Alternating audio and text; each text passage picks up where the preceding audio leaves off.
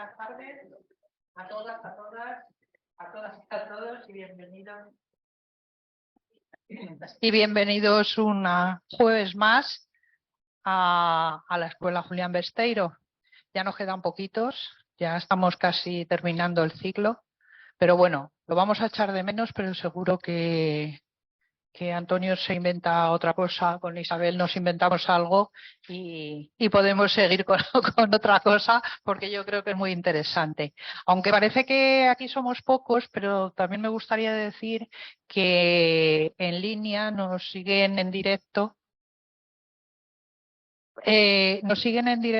Bueno, pues cada día nos siguen más personas porque después somos conscientes porque nos dicen que nos han seguido, etcétera. Entonces yo creo que bueno, todo el mundo estamos tareados y también es una buena fórmula el que se pueda retransmitir en directo o que luego se pueda ver el que no lo haya podido ver en directo. Entonces, bueno, aunque al principio éramos más, pero el que no puede venir, pues lo sigue en directo o en otro momento. Hoy, en el día de hoy, tenemos con nosotros a Rafael Fraguas, periodista, sociólogo, escritor y también un experto en secretos de Estado. Y bueno, va a estar con él Antonio Chazarra. Yo creo que no hace falta presentarle porque todos le conocemos. Entonces, bueno, va a ser un día yo creo que interesante y que vamos a conocer cosas que no oímos habitualmente y que serán como todas interesantes. Bueno, pues nada más, yo os dejo con ellos que son los protagonistas esta tarde. Muchas gracias por venir. Bien, va, ¿no? Se oye bien. Bueno, pues esta tarde yo creo que tenemos la gran fortuna de tener a un auténtico experto en la materia y por lo menos durante 6 o 7 minutos quisiera contar un poco de lo mucho que hay que contar de Rafael Fraguas, independientemente de que es un buen amigo, de su bonomía. Hay que señalar que, bueno, nacimos en el mismo año, en el 49, de modo que pertenecemos los dos al Pleistoceno inferior. Bueno, eso siempre a una época muy anterior a la extinción de los dinosaurios. Pero aquí seguimos, ¿no? Aquí seguimos. Bueno, hay que decir que estudió ciencias políticas en la Universidad Central.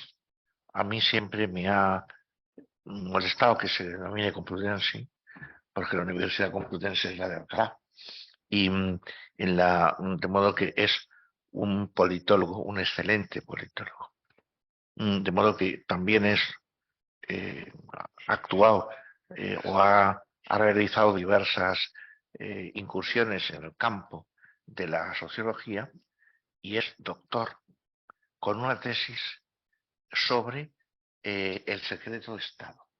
De modo que es una tesis de que hay bastantes cosas escritas sobre el secreto de Estado, pero no es fácil encontrarse ni un libro ni una tesis porque la gente que sabe algo se lo guarda.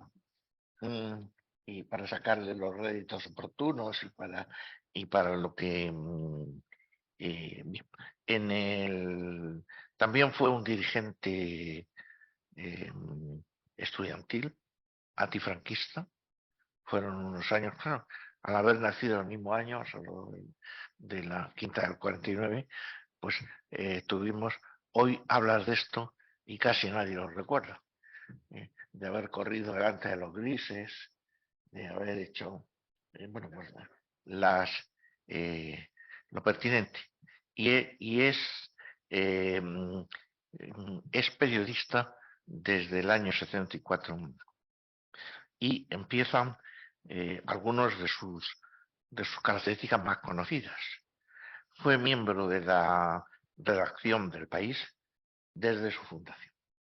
Desde su fundación hasta una época reciente ha estado vinculado al País y quiero recordar, aunque sea de pasada y un momento, que El País apareció en la primera transición, después de la muerte del dictador, y ha sido un periódico que con sus luces y sus sombras ha representado como nadie a la democracia. Yo todavía recuerdo la edición del 23F, cuando todavía estaban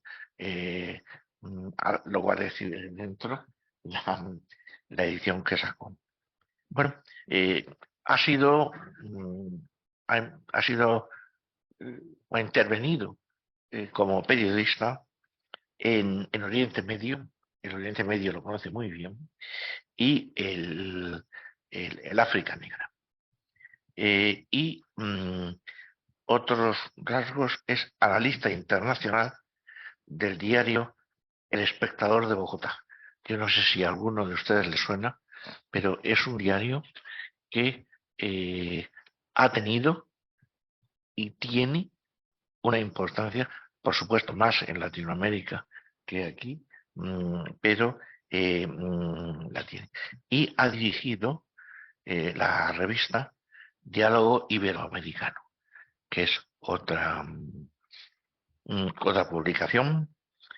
Ha sido también vicepresidente de Reporteros Sin Fronteras. Bueno, también hay que señalar que ha impartido conferencias en América Central, en Sudamérica y en nuestro país.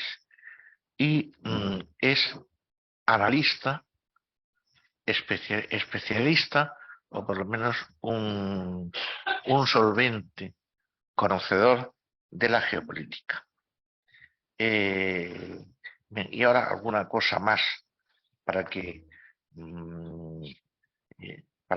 vean ustedes todo lo que da de sí Rafael. Bueno, fue redactor de Mundo Obrero, y especialmente en política internacional. Y yo creo que en esa época otros escribíamos en El Socialista, pero lo que fue la prensa obrera en la clandestinidad y en la transición tiene su importancia. Y quienes no tenemos problema en seguir definiéndonos como rojos, tiene su importancia haber estado ahí. Bueno, vinculado a comisiones obreras, ha impartido también clases y cursos, y ha colaborado en la revista El Europeo, también en Radio Nacional de España. Fue un colaborador especialmente, en unos años que es interesante recordar. En el África profunda, o en el África de la negritud, yo recuerdo sus informaciones sobre el juicio y la ejecución de Macías, que Macías era un tirano repugnante, donde aparecían en su frigorífico. Pero no crean ustedes que eran mucho mejores los que lo eliminaron. Podemos definirlo, o dejándolo ahí, como una lucha tribal. Y algo más, pues también a mí me parece, con todo lo dicho, ya hay suficiente, pero es directivo, es miembro electo del Instituto Madrileño, que el Instituto Madrileño, yo no sé si ustedes lo conocen, de estudios madrileños, pero que está adscrito al CSIC, al Centro Superior de investigaciones científicas. Y si no recuerdo mal, pertenece al Instituto de Estudios Madrileños desde el 2010 o el 11. Es cuando... y ya sí que vamos a ir terminando. Tras comentar brevísimamente que ha dado también cursos sobre pensamiento y análisis político, geopolítica y estrategia en la Fundación 1 de Mayo, que es una fundación sindical de comisiones obreras. Bueno, de las obras me voy a limitar, tiene una extensa, pero me voy a limitar a comentar las que a mí me interesan más. Por ejemplo, van a ser 3, rapidísimo. Uno es Espías en la Transición, que lleva por subtítulo Secretos políticos en la España contemporánea. Esta es de Anaya. Después, el Manual de Geopolítica del 2016. Manual de Geopolítica es un libro, yo creo que no me gusta la palabra imprescindible, pero absolutamente conveniente para cualquiera que se mueva en ese ámbito. Y luego tiene un libro que le he prometido una reseña y que la quiero hacer pronto. Lo he leído y es interesantísimo, que es Semblanza en claroscuro de Juan Luis de Brián. Bueno, este libro, todo el interés y toda la admiración que siento por Rafa es compatible con un cierto rechazo. Digamos que la admiración hacia el biógrafo es compatible con un cierto rechazo del biografiado. Y esto me ha movido hasta ahora, a las veces que he querido empezar y terminar, dejarlo aquí.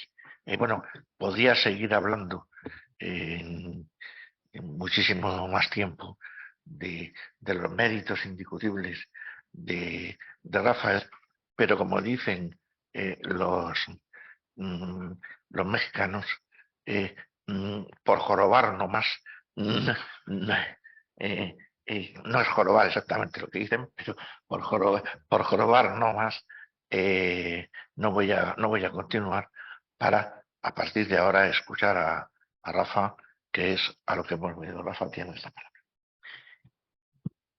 Muchas gracias. Bienvenidas y bienvenidos a esta conferencia. Me siento muy honrado con estar en un lugar como este, un lugar que también es un lugar de memoria, porque evoca el pasado también de una central sindical, la importancia de la Unión General de Trabajadores, que ha tenido tanto que ver en la democratización y la mejora de las condiciones de existencia de la clase trabajadora en nuestro país. Agradezco mucho a la anfitriona, Isabel, por haberme convocado, y también a Antonio, con el cual tengo una deuda de gratitud histórica, porque me brindó siempre su magisterio y su maestría a la hora de adentrarme en el mundo del pensamiento, el mundo de la filosofía, el mundo de la acción, porque él es un hombre de acción y de pensamiento político, cosa bastante difícil de armonizar, pero él lo ha sido y con creces.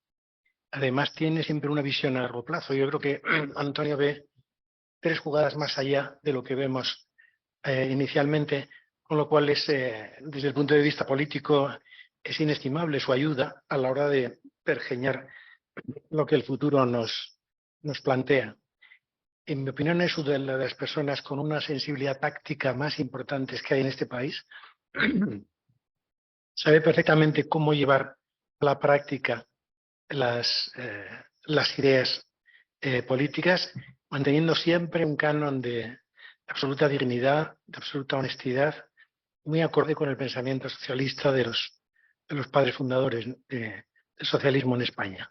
Por eso me honra mucho estar aquí al lado suyo y sé que de él voy a seguir aprendiendo durante mucho tiempo. Bueno, el tema que nos trae hoy aquí es el tema de la memoria democrática frente al secreto de Estado. Bueno, sin memoria la conciencia humana se extravía, la razón desaparece y a partir de entonces todo desconcierto es posible. Es lo que sucedió en España durante la dictadura franquista. Trató de borrar, silenciar y suprimir la memoria y la conciencia históricas porque de esa manera ocultaba su propio carácter criminal. Y para conseguirlo recurrió señaladamente, entre otras armas, al secreto. Pese a la desaparición de la dictadura y a la conquista de la democracia y a las libertades que conseguimos mediante una lucha coral colectiva, estudiantes, vecinos, mujeres, hasta sacerdotes progresistas, pese a eso, pese a esa consecución tan dolorosa y tan atribulada de las libertades, se perpetuó incambiada una importante ley procedente del franquismo. Es el caso de una norma preconstitucional que es la Ley de Secretos Oficiales de 1968, que fue promulgada en vida del dictador Francisco Franco.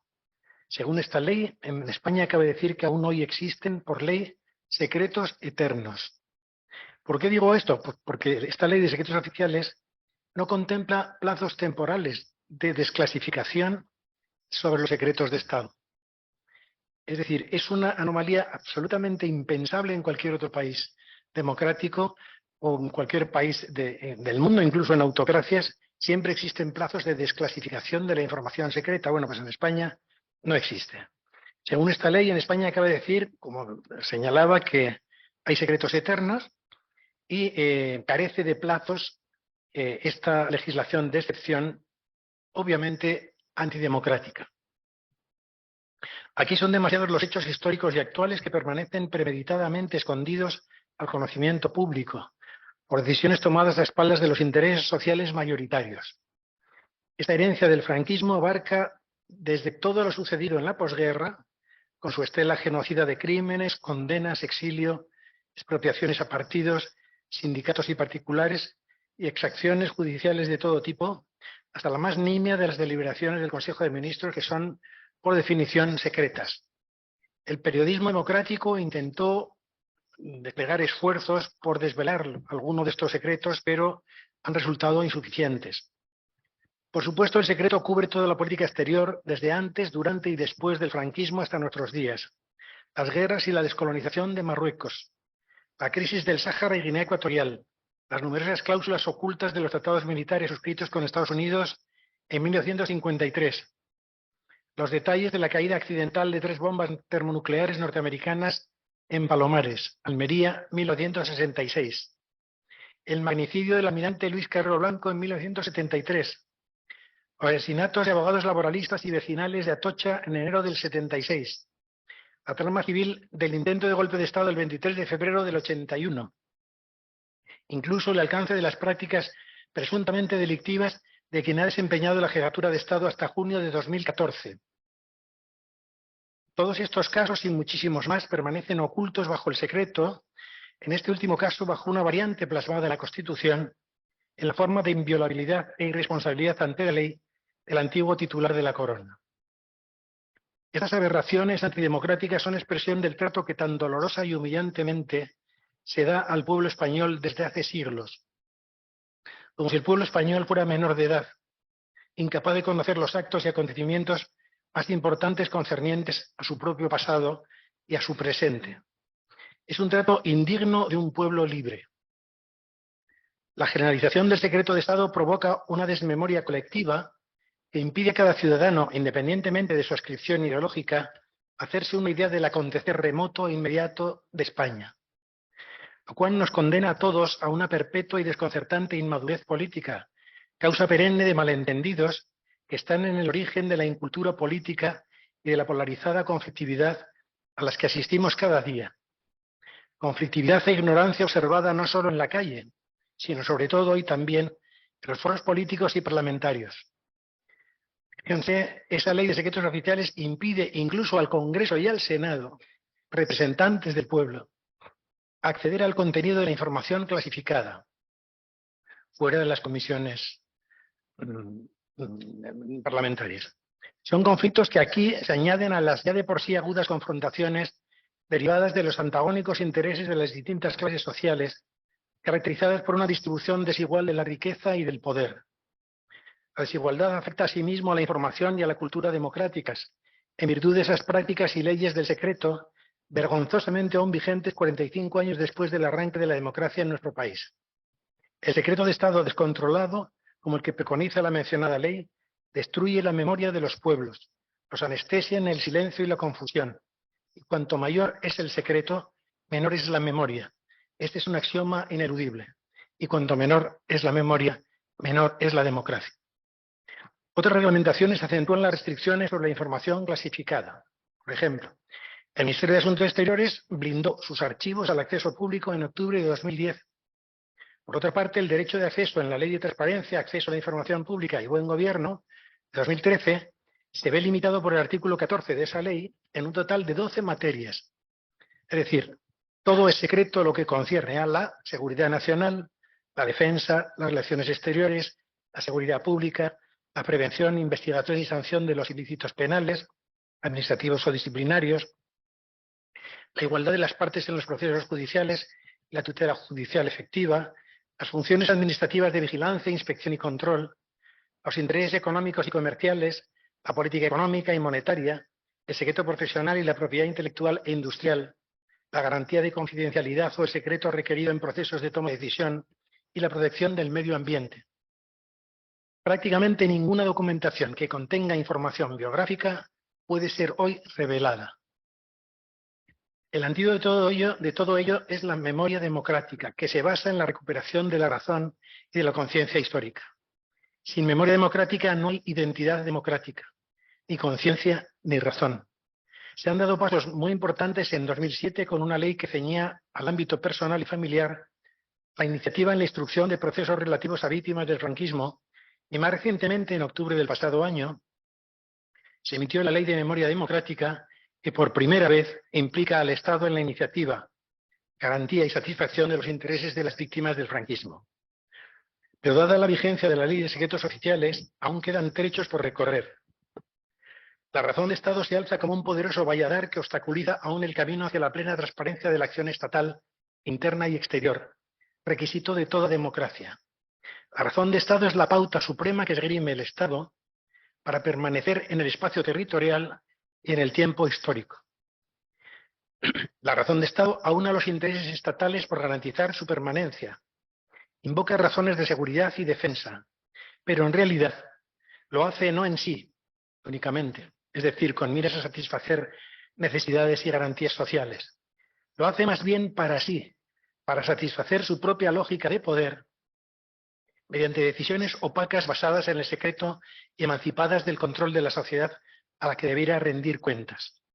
Bajo el mandato del secreto, el Estado se responsabiliza de actos que suelen transgredir las leyes y la moral para asegurar esa razón de Estado.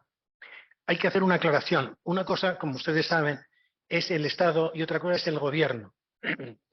El Estado es un constructo político que organiza la sociedad y que tiene por finalidad, sustancialmente, garantizar la vida, la seguridad de los ciudadanos. Los estados garantizan los intereses estratégicos a largo plazo de las comunidades sociales y tratan de garantizar esa permanencia en el espacio territorial, mediante la integridad y en el tiempo histórico. Sin embargo, los gobiernos tienen un alcance más limitado. Son provisionales, duran lo que dura su mandato y se atienen a esas directrices. Cuando un Estado no se atiene a las directrices de la razón de Estado, normalmente sucumbe. Esto hay que tenerlo en cuenta para distanciar. Es decir, la presencia de gobiernos de izquierda al frente del gobierno en España no implica ni mucho menos que se tuerza el designio estatal. Es muy difícil torcer esos designios estatales entre otras cosas porque se necesitan consensos que, habida cuenta de la derecha que tenemos en este país, son prácticamente imposibles para enmendar y mejorar muchas de las cosas de las que yo les estoy hablando. Bueno, la pregunta ahora es, ¿quién define la razón de Estado y quién informa esas decisiones secretas que los mandatarios tienen que adoptar? Generalmente se trata de personas desconocidas por el gran público, agrupadas en consejos áulicos que guían u orientan a quienes toman las decisiones gubernamentales para hacerlas acordes con las líneas generales de la razón de Estado, que previamente esos consejeros áulicos han elaborado y adaptado. Hablo de consejeros en masculino porque casi siempre se trata de varones, nunca o casi nunca suele haber hembras entre esos consejos privados áulicos. La función de estos consejos consiste en definir la forma que adquiere la preservación de la integridad territorial y la pervivencia histórica del Estado en cada momento de la vida estatal. Es decir, se dedican a formular la razón de Estado basada en los intereses estratégicos a largo plazo del Estado en cuestión. Las decisiones tácticas quedan para los gobiernos de turno y si no se atienen a aquella, el fracaso político, como les comentaba antes, está asegurado. Los consejeros áulicos son aquellas personas poco conocidas del gran público que vigilan la atenencia a la razón de Estado de las decisiones políticas de jefes de Estado y mandatarios del más alto rango. Ellos son los policías de la acción estatal. Se trata de individuos, generalmente varones, inmersos con discreción en la vida civil o militar, también en la vida económica. Suelen verse acreditados ante el poder bien por afección o por consanguinidad con el poderoso, bien por dominar algunos ámbitos del conocimiento que son considerados necesarios para la buena gobernación. En ocasiones reciben encomiendas plenipotenciarias para culminar misiones secretas o muy reservadas ante otros estados. Como se ve, la responsabilidad política de los consejeros áulicos es extraordinaria. De su dictamen dependerá buena parte del acierto o el fracaso en las decisiones o omisiones políticas que el mandatario asesorado deberá emitir o eludir, a no ser que se trate de un jefe de Estado genial, caso insólito, que no los necesite y se valga por sí mismo y sin consejos ni consejeros a la hora de resolver un asunto de gran calado político. Por ejemplo, los consejeros áulicos son mimados por el poder con títulos o reconocimientos generalmente otorgados a posteriori de su gestión política, sanción que les otorga el prestigio de un saber decisivo y en ocasiones la satisfacción íntima de saberse autores de una contribución indirecta pero real a la hechura de la historia de su país. Habitualmente, cuando su asesoría termina, pasan a ocupar posiciones sociales discretas, no visibles, aunque su ascendiente se mantiene. No obstante, algunos consejeros áulicos deciden entonces romper su obligado silencio y discreción. Es entonces cuando pasan a convertirse en elementos sumamente peligrosos para el Estado al cual asesoraron. Como factores de la razón de Estado, como autores de ella, tienen claves que solo unos pocos como ellos conocen y saben dónde se ubican las vulnerabilidades y los potenciales del Estado concernido. Por eso son peligrosos y suelen acabar mal. Gozar de la confianza de los poderosos es un deporte de alto riesgo. Las leyes del poder, independientemente de la ideología que lo sustente, suelen ser implacables.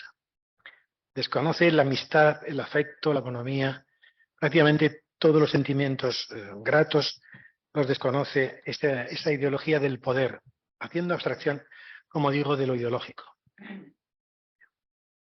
En la España contemporánea ha habido distintos consejeros áulicos que hoy podríamos denominar frívolamente como influencers secretos sobre el poder. De entre los casi desconocidos cabría destacar, por ejemplo, aquellos que consiguieron convencer a Franco de que era necesario que Hollywood, verdadero verdugo ideológico del nazifascismo, pasara de largo sobre el franquismo y ciñera al mínimo los filmes sobre el golpe de Estado fallido que desencadenó la guerra civil, contienda ausente también de su filmografía. En Hollywood prácticamente no hay películas sobre el franquismo ni sobre el golpe de Estado, salvo la de Hemingway poniendo las campanas y poco más. Se cuentan con los dedos de la mano las películas realizadas en la fábrica californiana del celuloide sobre España de Franco y los crímenes de la posguerra. Los que saben de esta historia atribuyen aquella gestión a un diplomático, consejero áulico, llamado Javier Martínez de Bedoya, esposo de la viuda de Onésimo Redondo, Margarita Bachiller. Otro consejero áulico importante lo fue Antonio Melchor de las Heras, representante del Alto Comisionado de la Cruz Roja en España, al que Franco encargó la negociación con la Unión Soviética en Odesa a propósito de los pagos con los fondos del Banco de España realizados durante la Guerra Civil por la República para adquirir aviones allí de combate. Por cierto, el Banco de España, seguro que ustedes lo saben, no fue plenamente estatalizado hasta bien entrados los años 60. La gestión de Melchor de las Heras en Odesa fue consecutiva a la supuesta visita a España de Laurenti Beria, jefe del NKVD soviético, la policía política, y director del programa nuclear de la URSS en septiembre de 1953, semanas antes de la firma de los acuerdos de Franco con Estados Unidos, que decidirían instalar las bases militares norteamericanas en Rota, Torrejón y Zaragoza. La presunta presencia en Madrid de Beria, al que el franquismo consideraba la bestia negra y la mano derecha del tan odiado Joseph Stalin, fue sugerida en su tercera página por el director del diario ABC, la presencia de Beria en España, que resultaría cesado a consecuencia de aquella publicación.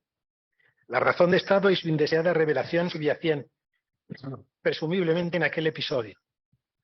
Mucho más cerca de nuestros días encontramos otro importante consejero áulico, Torcuato Fernández Miranda. Un aspecto poco conocido pero crucial fue su condición de ponente principal de la Ley de Secretos Oficiales de 1968, la única ley de esta naturaleza en todo el mundo que no contempla plazos legales de desclasificación de secretos. Esa norma deja la facultad de revelarlos únicamente en manos del capricho del Ejecutivo que los veló. O sea, quien decide lo que es secreto, que es el Ejecutivo, tiene la facultad de desclasificarlos, solo quien lo hace. Cuando se tramitaba la Ley de Secretos Oficiales, entonces en el 67, ante una enmienda que proponía desclasificar los secretos oficiales a los 12 años de haber sido clasificados, el ponente Fernández Miranda replicó lo siguiente.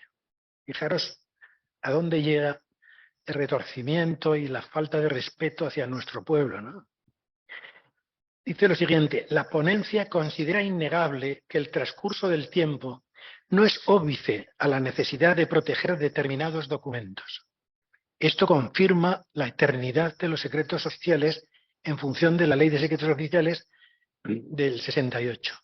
Y añadiría, en todo caso, la ponencia entiende que la heterogeneidad de las materias afines protegidas por el secreto impide soluciones de conjunto como las que propone el enmendante.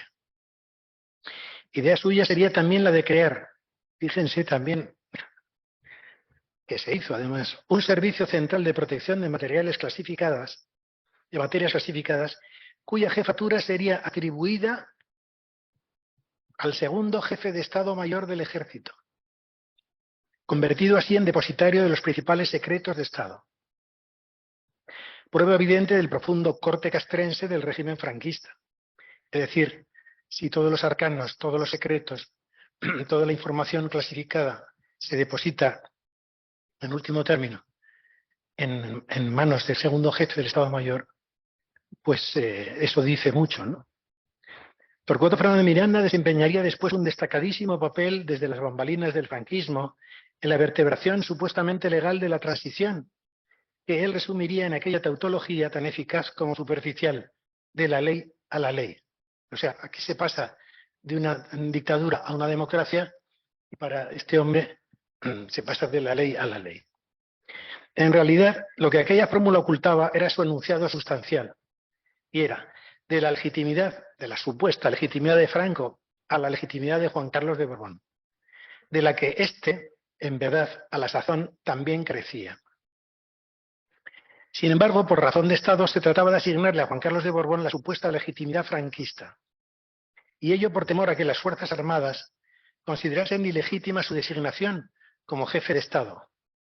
Fue tal condicionante el que pesaría tiempo después en la redacción de la Constitución de 1978, que atribuiría al rey la inviolabilidad ante la ley, la garantía de la propia Constitución, más la jefatura de Estado y la de las Fuerzas Armadas, estas dos últimas atribuciones de las que el dictador Francisco Franco había gozado tras adquirirla ilegítima e ilegalmente con las armas en la mano en el golpe de Estado contra la República en 1936, desencadenante de la posterior Guerra Civil. Tales atribuciones le fueron asignadas a Franco a perpetuidad con el aval de algunos de sus conmilitones del generalato en una finca del ganadero Antonio Pérez Tabernero en Salamanca, un infausto 1 de octubre del 36. Una reconstrucción muy aproximada del lugar donde se hizo se encuentra en el Museo del Aire. Si ustedes lo ven, pueden visitarlo. Está yendo por la carretera de Extremadura. Bueno, en Cuatro Vientos. Torcuato Fernández Miranda pasaría a regañadientes y con una profunda decepción y depresión personal a ocupar un papel irrelevante en la segunda línea política de la transición, toda vez que su previa ingeniería institucional había sido formalmente vertebrada por él como máximo consejero áulico estatal de la época entre los años 60 y la promulgación de la Carta Constitucional. Otro de los consejeros áulicos, el general de artillería Alfonso Armada Comín, excombatiente de la guerra civil en el bando franquista y divisionario en Rusia en 1942, fue profesor primero y consejero áulico después de Juan Carlos I. Su figura fue bien conocida a partir de su protagonismo en el intento de golpe de Estado del 23 de febrero de 1981, con el secuestro a mano armada del Congreso de los Diputados por parte del teniente coronel Antonio Tejero Molina, hoy exteniente coronel, y un amplio grupo de guardias civiles armados. Pero poco se sabe del desempeño de Alfonso Armada como segundo jefe del Estado Mayor Central, cargo dotado de amplios cometidos informativos sobre la gestión de secretos estatales, como les comentaba antes, para el que fue promovido meses antes por Juan Carlos I, pese a la rotunda oposición de Adolfo Suárez y Manuel Gutiérrez de Mellado. En 1977, a propuesta de Armada, sería nombrado secretario de la Casa Real y posteriormente jefe de la misma Sabino Fernández Campo, excombatiente de la Guerra Civil en una bandera de Falange, que tras su larga carrera en la intervención militar llegaría a ser nombrado teniente general honorario. Ya antes había sido asesor de 5 ministros del Ejército en el régimen de Franco. Con el tiempo sería uno de los consejeros áulicos más destacados del Estado, también por su proximidad al rey hoy emérito.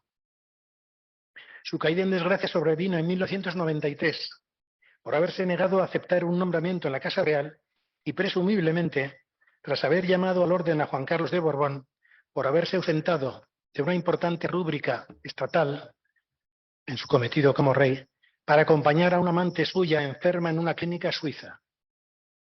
Fernández Campo había trabajado estrechamente con Adolfo Suárez y era uno de los escasos altos cargos militares y del Estado que poseía ideas propias de lo que sería la transición desde la visión oficial. Ya voy terminando, perdón. Los casos de Emilio Alonso Manglano, Alberto Sainz o Paz Esteban, directores generales consecutivos del Centro Nacional de Inteligencia, pueden agregarse a los anteriores.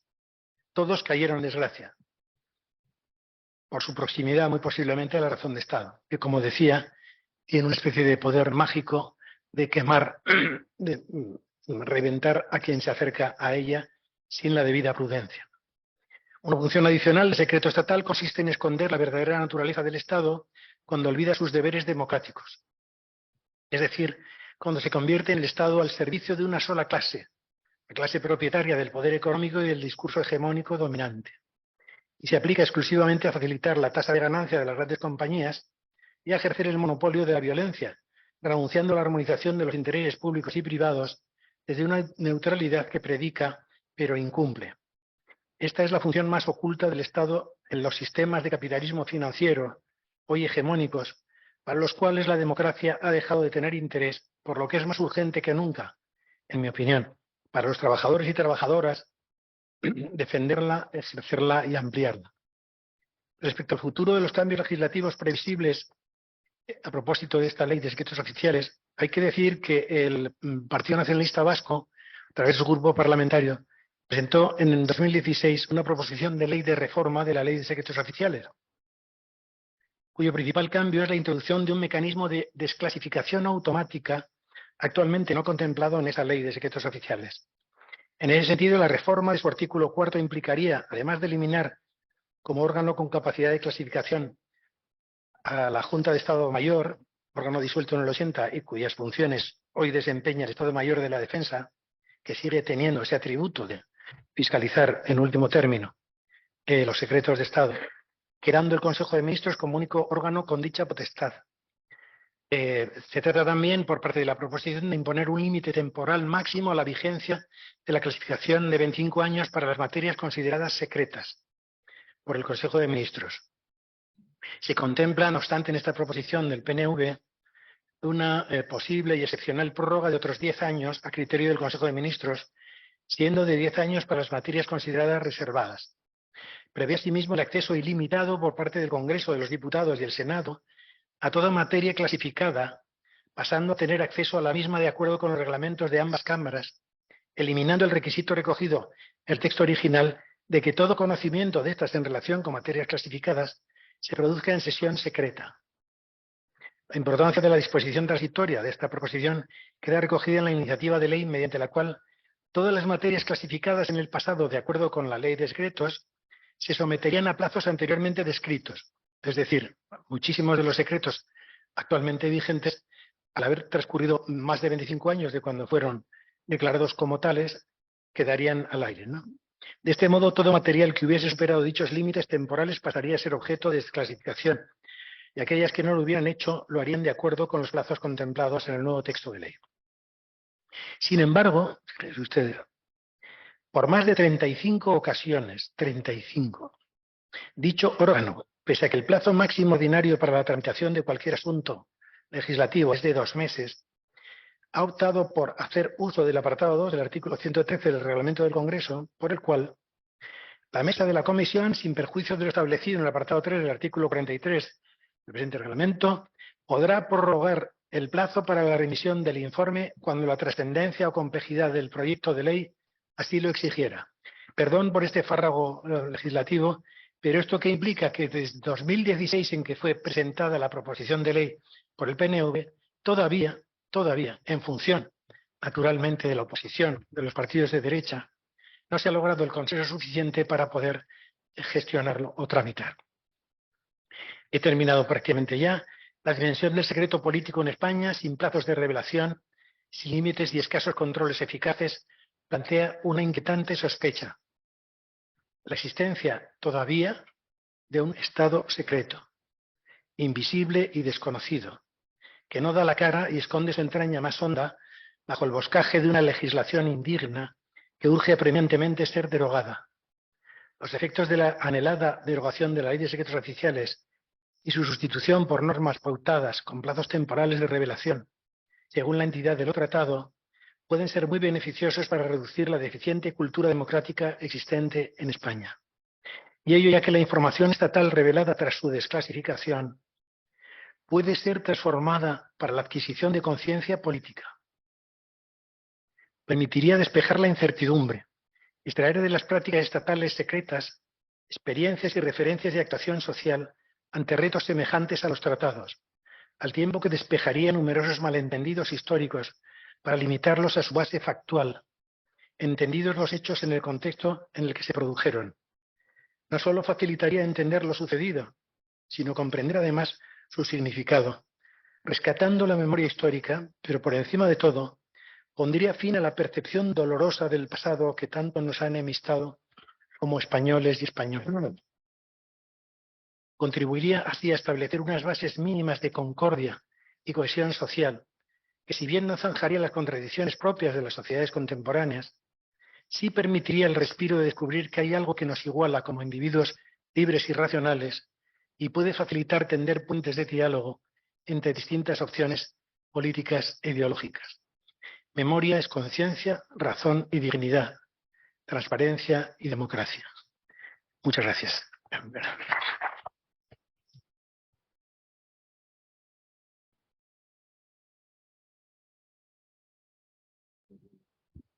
Bueno, pues vamos ahora a abrir un turno de preguntas y de coloquio, pero no puedo menos de señalar que probablemente algunas de las informaciones que ha ido Rafa emitiendo eran desconocidas para buena parte de la audiencia y que es necesario hacer un esfuerzo porque lo que ha sido secreto y también lo que no ha sido secreto pero ha sido silenciado, pues se pueda, digamos, poner a disposición de los ciudadanos. Yo abro inmediatamente, pero quiero señalar que soy murciano y he nacido y he vivido en un pueblo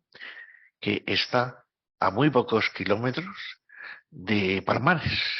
Palomares es Murcia, perdón, Palomares es Almería, pero Águilas, no sé si en este momento si hay 20 o 18, 20 o 21 kilómetros, algo así. Y es tremendo hasta qué punto se ha tomado literalmente el pelo a los españoles, dándoles una información, por ejemplo, el baño de la Oronda Barriga de Fraga en las aguas del Mediterráneo, y todavía la tierra infectada, hay un convenio firmado para que sea trasladada a los Estados Unidos, sigue, y con repercusiones muy dolorosas, como que, por ejemplo, el Palomares y el perímetro hay determinado tipo de enfermedades que son 7 veces superiores a los situados fuera de esa radio, aunque sea a 25 o a 30 kilómetros. Esto era solo un ejemplo de lo mucho que hay. Cuando el secreto de Estado adquiere unas proporciones tan extraordinarias como para impregnar toda la acción estatal, evidentemente eso obedece a que el Estado sea sometido a su propia secrecía, ¿no? Es un Estado secreto. No me refiero a casos en los cuales el secreto ocupa amplios ámbitos, pero no todo. Me refiero también no tanto a la idea oscura y retorcida y tal del Estado secreto, sino al desprecio profundo que esa secrecía exacerbada implica hacia el ciudadano. Esa consideración de que es menor de edad, de que no tiene derecho a saber, pero ¿quién es ningún Estado para decirle al ciudadano que tiene que prescindir de su libertad a la hora de formarse, de informarse, etcétera? Entonces, y luego con relación al tema de la Iglesia y de ese papel, bueno, hay una cosa curiosa que yo he descubierto en mi investigación, que es una cosa muy heterodoxa, es decir, que puede no gustar, y es lo siguiente.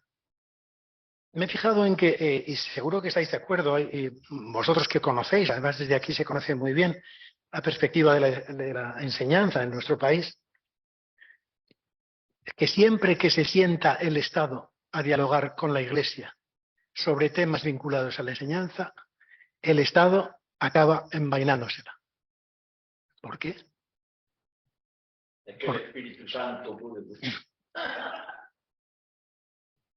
La pregunta tiene, en mi opinión, una solución.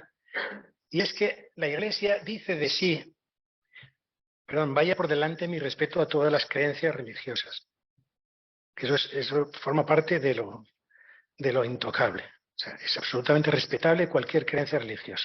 Ahora, desde el punto de vista de la proyección política de las decisiones eclesiales, pasa lo siguiente, en mi opinión. Cuando la Iglesia se sienta con el Estado a negociar temas tan importantes como la educación, ¿qué dice la Iglesia de sí misma? Que es de los poquísimos nexos que existen entre un catalán, un vasco, un gallego, un español.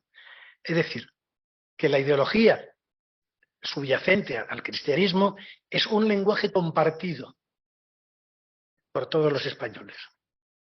Y cuando el Estado intenta pillarlas en torno a eso, uy, qué curioso, la Iglesia vasca, ¿no? ¿Qué pasó con la Iglesia vasca? Que ha ido por su cuenta siempre, ¿no? Allí estaban sucediendo miles de cosas y parecía que la Iglesia estaba en la Iglesia vasca, que ha sido considerada pues como una Iglesia nacional, como la Iglesia nacional checa.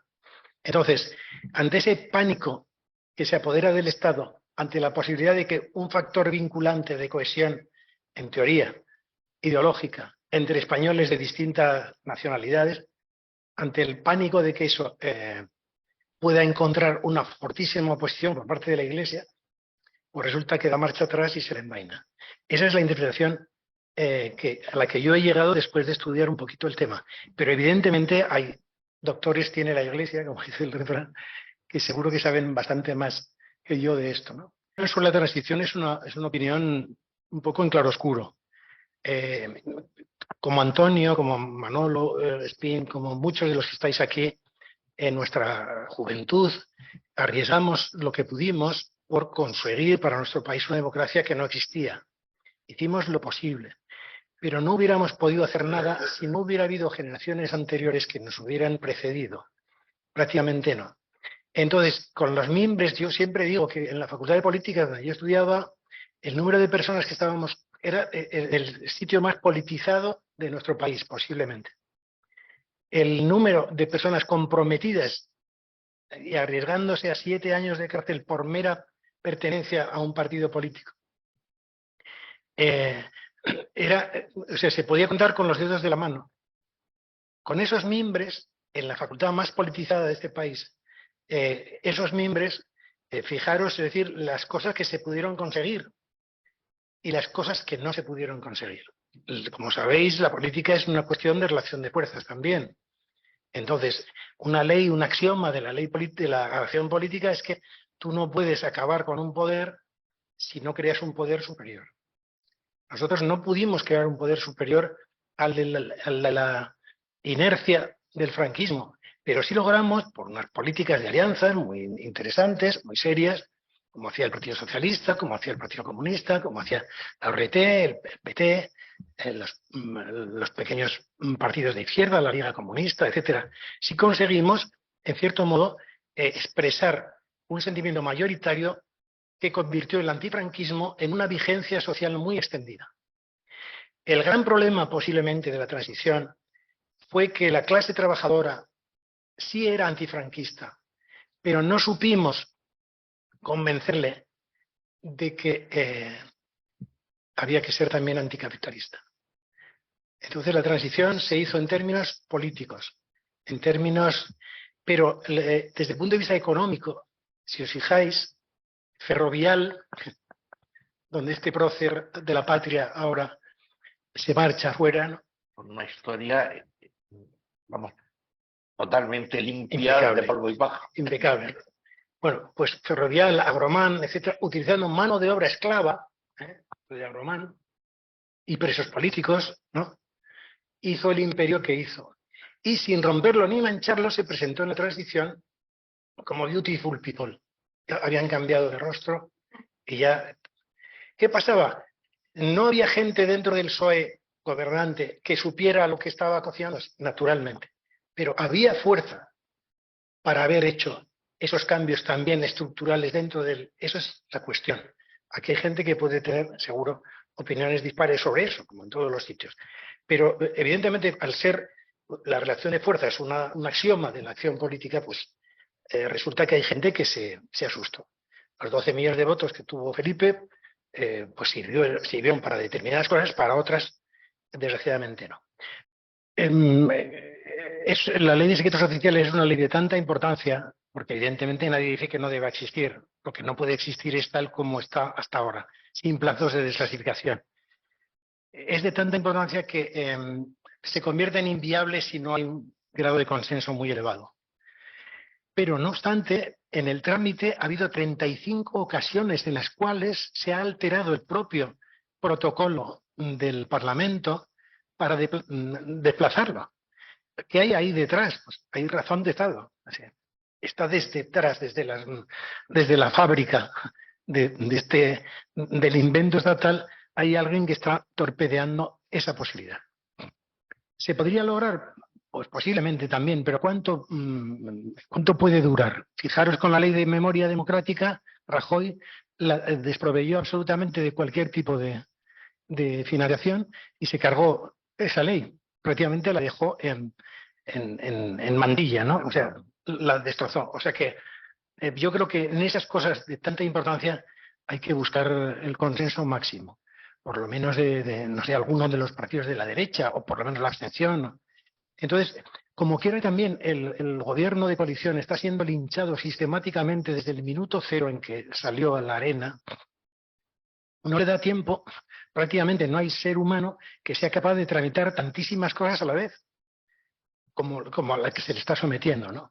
Y luego, bueno, pues evidentemente hay señales un poco inquietantes en la coalición, pero tenemos una coalición también, en mi opinión, muy perfeccionista. Es decir, el estar en gobierno de coalición no significa estar identificado absolutamente desde el punto de vista ideológico con lo que piensa el otro componente del gobierno de coalición. Es decir, hay una diversidad y esa diversidad es riqueza, ¿no? Y esa riqueza, pues es bueno que desde la izquierda haya fuentes distintas que se complementen.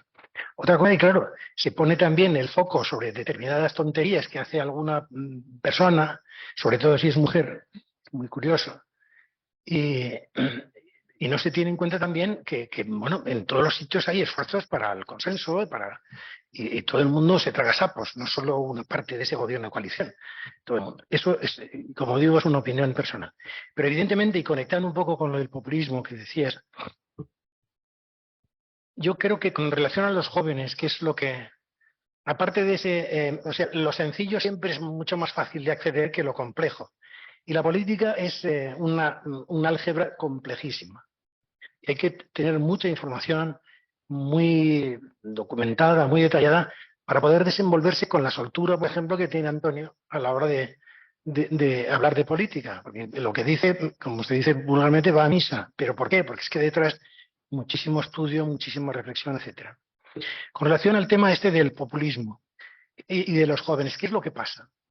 En mi opinión, yo lo que creo es que, para hacer el cuento corto, como dicen en México, la tecnología juega un papel extraordinariamente importante en temas de tipo demográfico, en temas de organización social. Es el gran, lo que estira de la sociedad. Es decir, el desarrollo de las comunicaciones amplió el universo de las relaciones interpersonales, internacionales, etcétera, de tal manera que es una palanca extraordinariamente importante para definir el rumbo y el ritmo de los acontecimientos. ¿Qué es lo que trae hoy la tecnología? Entre otras muchas cosas. Tiene muchísimas ventajas, tipo personal, la telefonía, la telemática, etcétera. Pero ¿cuál es el mensaje in situ ahí detrás? Es que acaba con las concepciones de espacio y tiempo que nosotros hemos tenido. Es decir, nuestra cultura, la de las personas que estamos aquí, está basada en una concepción del espacio y en una concepción del tiempo determinadas. Hay una secuencialidad, hay una simultaneidad. En esa secuencialidad que es la historia, que es la memoria, que es la experiencia, se complementa con la simultaneidad. El pasado se complementa con el presente. Ese concepto que nosotros hemos tenido, que prácticamente data pues, casi del Renacimiento, incluso antes, ha desaparecido para los jóvenes, porque ya no creen, o sea, más que del miércoles, hasta el miércoles pasado, detrás del miércoles pasado no existe ya nada, todo es presente, desde este mensaje ideológico que hay detrás de los ordenadores y detrás de los teléfonos móviles. Entonces, como quiera que carecen de las dos palancas a través de las cuales, de las dos muletas, hemos desarrollado nuestra cultura, en mi opinión, los jóvenes lo que hacen es que hacen una inmersión en el mundo virtual, en el mundo de las pantallas líquidas, en el mundo del no tiempo, no espacio, y viven en un presente continuo. Entonces, no tienen el menor interés en conocer la historia, en conocer la experiencia, etcétera. Pero ¿cuál es el problema de esto? Porque todos nosotros, cuando éramos jóvenes, también hemos roto con muchos nexos, etcétera. Pero el problema es que ya no hay diálogo posible, como no hagamos algún esfuerzo gigantesco por mantener algún puente de conexión. Los jóvenes están en otra onda, tú lo decías, Isabel. Están fuera ¿Por qué? Por eso. Porque creen, están abducidos por un mensaje tecnológico in situ en la telemática, en la telefonía y en la informática, que les ahuyenta absolutamente cualquier tipo de consideración sobre la validez de la experiencia, incluso humana. Pero claro, si no hay experiencia, no hay ciencia. La tecnología ha desplazado a la ciencia. La tecnología es una ciencia aplicada, pero no es la ciencia. La ciencia vive de la experiencia. La experiencia no figura dentro de todo eso, todo está sucediendo. No, es que tú puedes hablar con Humberto Eco en las Aleutianas. Vale, pero Lo que me importa es lo que me dice ECO, no que pueda hablar con él o no. Es decir, en fin, sería una aproximación, perdóname por extenderme mucho, pero de verdad que es complicado. Y luego, evidentemente, también, como decías tú, ha habido muchas organizaciones, mucha gente, mucho esfuerzo personal, mucho sacrificio de organizaciones más pequeñas, como la Joven Guardia, por ejemplo, el Partido del Trabajo, AORT, la Liga, que hicieron mucho, incluso mucha gente dio su vida o directamente porque recibió disparos, por ejemplo, o dio su vida en años de cárcel, en prisión, en persecución, en exilio, etcétera, ¿no? Habría que hacer algún repaso también sobre las gentes que murieron durante la transición, incluso fuera de España. Hay manifestaciones en Italia con muertos de personas que protestaban por la situación del franquismo. La política, como decíamos, es un álgebra complejísimo y no se puede satisfacer nunca a todo el mundo. Pero evidentemente nuestro país merece salir adelante.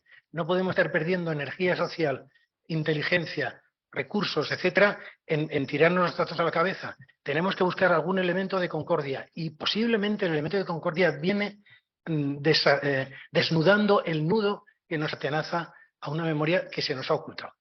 Y sabiendo lo que pasó, podemos llegar a conocer y a adquirir conciencia de lo necesario que es que nos amistemos y que miremos al futuro como un país, pues como otro cualquiera, con sus contradicciones. No va a terminar el conflicto de clases. Aquí el señor Botín y yo mismo no tenemos nada que ver, ni por el poder, ni por el ascendiente, ni por nada. Y cualquiera de nosotros no lo tiene. Pero evidentemente sí se puede llevar una existencia y un bienestar que nos merecemos porque llevamos trabajando desde que éramos chiquititos, todos, ¿no? Así que, bueno, muchísimas gracias. Si hemos terminado. Sí, si no hay más preguntas, vamos a despedir a Rafa con un aplauso. Antes quiero decir dos cosas muy breves. Primero, María, no es casual que tú que estabas en la Joven Guardia, Rafael que estaba en la Unión de Juventudes Comunistas, yo que estaba en Juventudes Socialistas, que probablemente los tres hemos pasado por la Puerta del Sol cuando era antes otra cosa.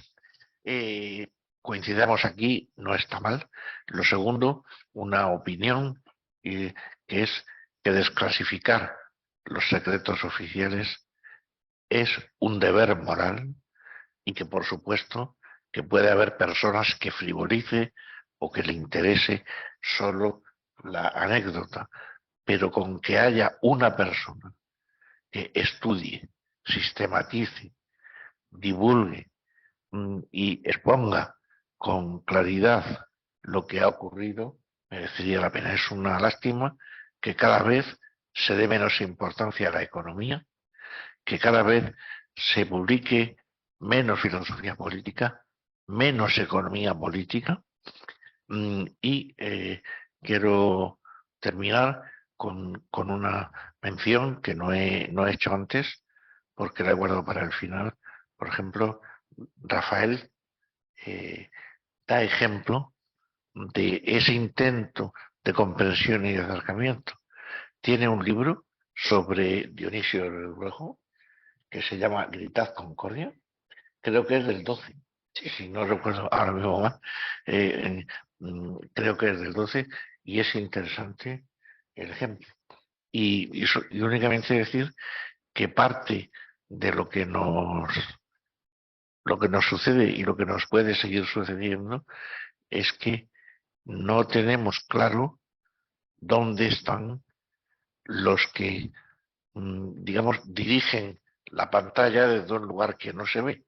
Alguien ha comentado antes que Miguel Ángel Rodríguez Mar es el ideólogo claro, de Isabel Díaz Ayuso, de Ida, pero que Miguel Ángel Rodríguez no es más que otro instrumento. Detrás de Miguel Ángel Rodríguez hay alguien.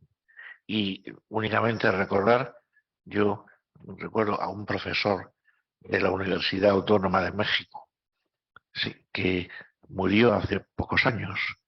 Era hijo de exiliados españoles, se llamaba Vázquez, que en una ocasión hablamos en los cursos de verano de la Menés Pelayo, me dijo con no poca retranca y muchas gracias, que lo importante es tener en cuenta que el que paga los mariachis elige las canciones.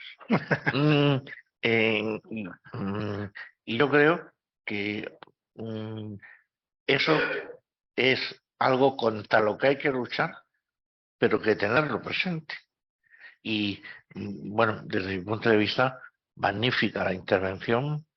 Tengo ganas de leerla cuando esté el libro en nuestras manos, que ya solo quedan la conferencia del jueves próximo, que los que asistan, pues digamos, tendrán que soportar que sea yo el que la haga. y la final, donde se expone el planteamiento de la Unión General, y luego una labor en la que espero que todos ustedes o todos vosotros colaboréis, que es la labor, cuando esté el libro, no solo de presentarlo en un par de sitios, en la UGT, en el Ateneo, sino de hacer del libro un instrumento de concienciación, llevándolo a centros culturales, asociaciones de mujeres, a lugares donde hace falta tener información de ese tipo. De modo que muchísimas gracias, Rafa, y un aplauso.